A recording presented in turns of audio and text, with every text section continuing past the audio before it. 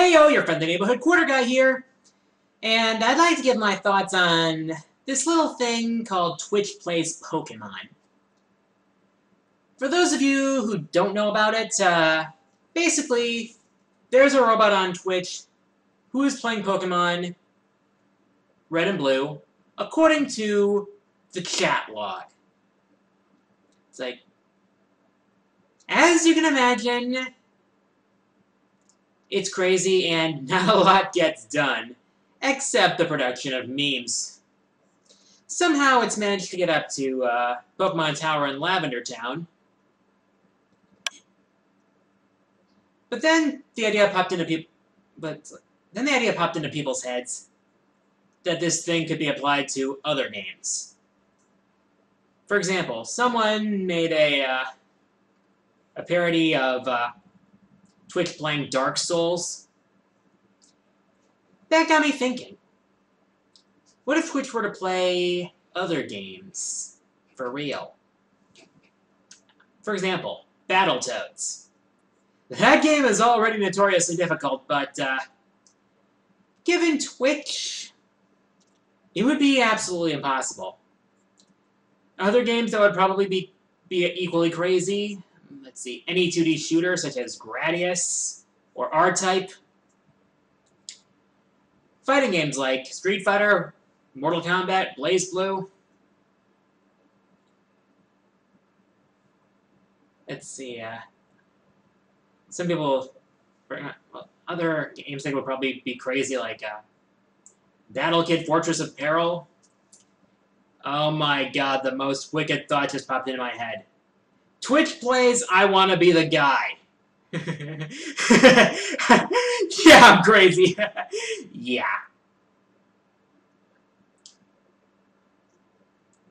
But back to Pokemon. I've seen it in action a few times, and I'm going to be honest with you. It's a miracle anything gets done.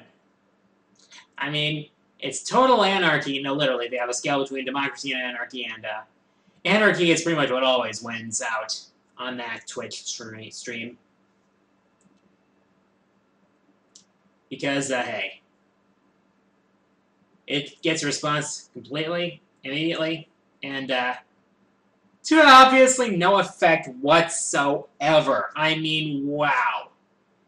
It's just like completely spastic, no rhyme or reason whatsoever. Helix fossil, helix fossil. It's like, the funny thing is, if the Twitch chat were actually in sync with one another, they probably would have beaten the game by now. But the truth is, since when is a chat in sync? I mean, a chat of random strangers. I mean, since when is it ever in sync? Oh, boy.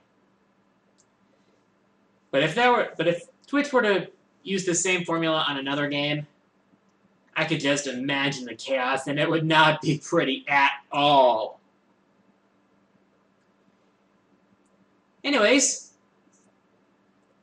for those of you who watched my Arcana Heart Countdown, thank you, and for that, by the way. And recently in the description, I posted a link to a straw poll, because I'd like to hear what for those of you who actually play Arcana Heart, which I'm not sure how many that is, but I'm pretty sure that number is relatively low.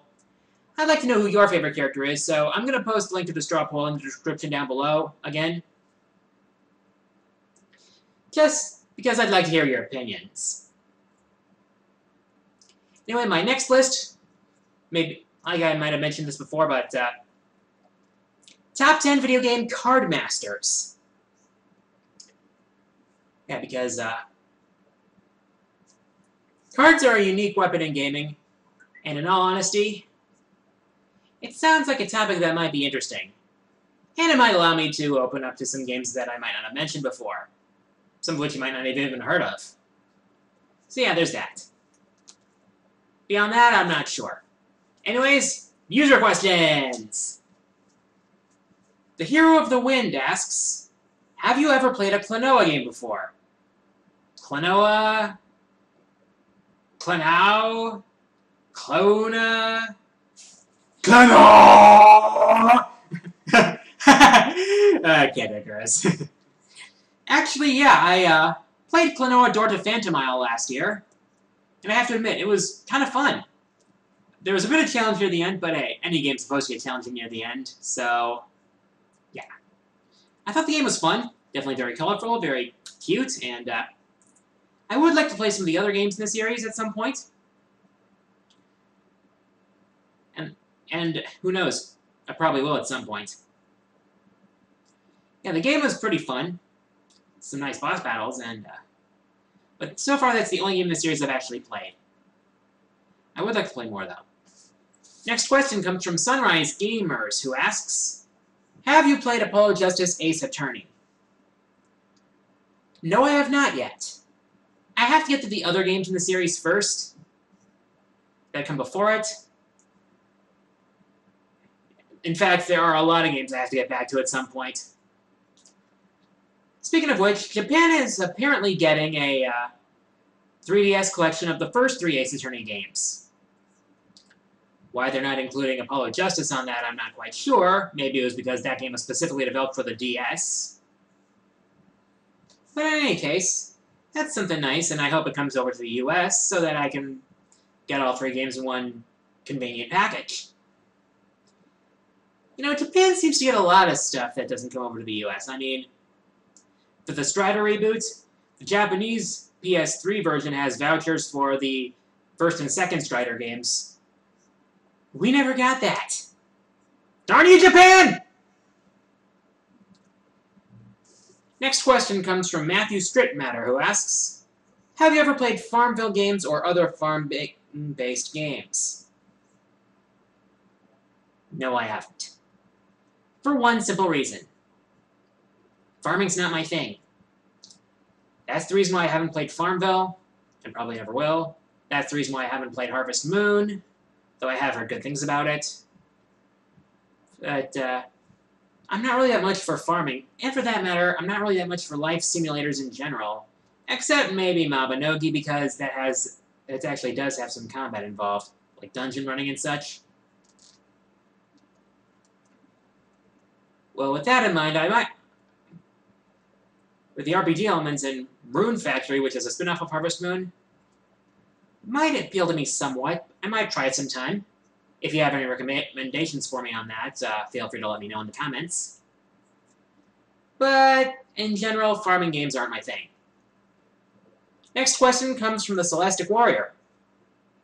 What are your thoughts on the PS3, PS4 Strider reboot? As it turns out, I had some money on my PSN account, so I decided to get the game. Let me tell ya, it is awesome!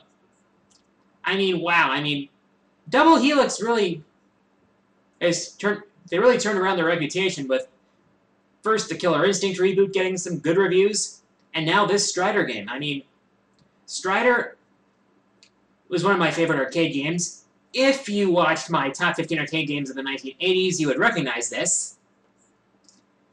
But Strider is awesome, and I love the reboot. It is awesome. It's just satisfying to just slash away at enemies.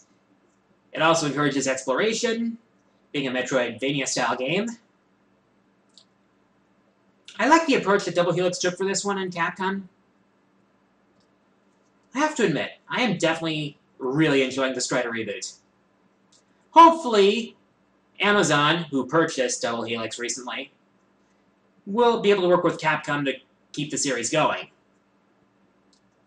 As long as they don't milk it dry. Because, let's face it, when a series gets milked dry, the quality suffers. But yeah, Strider is awesome! Final question comes from Wrist Rocket Shot. Do you has what it takes to join the Homestar? Probably not.